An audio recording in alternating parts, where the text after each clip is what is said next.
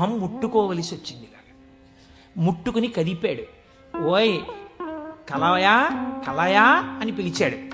పిలిస్తే ఆయన గభాలన బాహ్య స్మృతిని పొంది అబ్బా శంకరుడు వచ్చేసాడన్నాడు. నిజంగా కనపడితే ఇలా అరుపులు కేకలు ఉండవు. కందులంబట నీరు కారిపోతూ ఆ స్వామి పాదాల మీద పడిపోయి ఏ సుగంధిం పుష్టివర్ధనం అన్నాడో ఆ సువాసన పీలుస్తూ అలా పడిపోయింది. శంకరుడు భుజాలు పట్టుకుని లేపి, ఒరే నాన్న నువ్వు ఇంటికి వెళ్ళింత అన్నం తినరా, నా కడుపు నిండుతుంది, తొందరగా బయలుదేరరా నాయన, ఇక్కడ ఎన్ని నైవేద్యాలు పెట్టినా నాకు వంట పట్టట్లేదురా, నువ్వు ఇలా పడిపోతే తొందరగా వెళ్ళరా బాబు, నీకు ఎక్కడ లేని ఐశ్వర్యం ఇచ్చేశాను, కావలసినంత గుగ్గిలం వేసాయి, ముందు వెళ్ళి అన్నం తిన. అప్పుడు ఆయన ఇంటికి వెళ్ళాడు. ఇంటికెళ్ళి షడ్రసోపేతమైనటువంటి భోజనాన్ని నాయనార్ స్వీకరించాడు. దీన్ని గుగ్గిల నాయనార్ అంటారు పెరియ పురాణంలో. ఎందుకంటే శివపురాణం చెప్పుకుంటూ నాయనార్ల చరిత్రని అనుసంధానం చేసి ఉత్తరాయణ పుణ్యకాలంలో నాయనార్ల గురించి వింటే పార్వతీ సహితుడైనటువంటి ఆ పరమశివుడు పొంగిపోయి పరవశించిపోతాడు.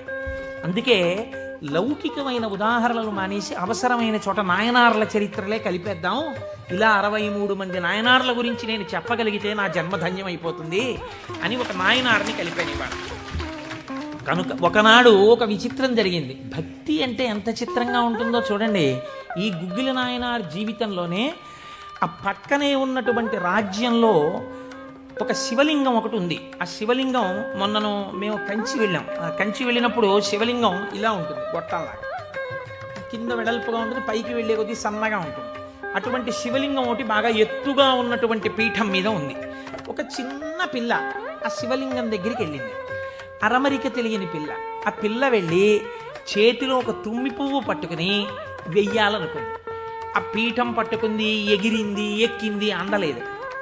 ఆ పిల్ల ఏడుపు మొదలెట్టి శివా శివా నువ్వు నాకు అందట్లేదు, పువ్వు ఎలా వేయనంది. శంకరుడు ఆ భక్తికి పరవశించిపోయాడు. ఇది భగవంతుడు దేనికి కట్టుబడతాడు? ఆ భక్తికి కట్టుబడతాడు. వెంటనే ఇలా ఉన్న శివలింగం ఇలా వంగిపోతే ఆ పిల్లకేం తెలుసు? శివలింగం వంగిపోయింది నా కోసం. అది చిన్నపిల్ల పొంగిపోయి తప్పట్లు కొట్టేసి కాసేపు ఆడేసి 2 పువ్వులు వేసేసి వెళ్ళిపోయింది. మరునాడు యథాలాపంగా అనేక శివలింగాలు ఉంటుంటాయి కదా గుళ్ళో. ఈ శివలింగం వంగడంలో లోపలున్న శివలింగం కూడా వంగిపోయింది. అర్చక స్వామి చూసి భయపడిపోయాడు. ఇదేంటి శివలింగం ఇలా వంగిపోయింది? మహారాజుకు తెలిసింది. ఇది ఏదో అరిష్టం జరుగుతుంది, శివలింగం వంగింది ఏమిటని భయపడ్డారు. ఈ శివలింగానికి వంపు దిద్దిలా పైకి తీయాలి. వాళ్ళకి ఉన్న తెలివితేటలు ఏమిటంటే ఈ వంగిపోయినటువంటి శివలింగం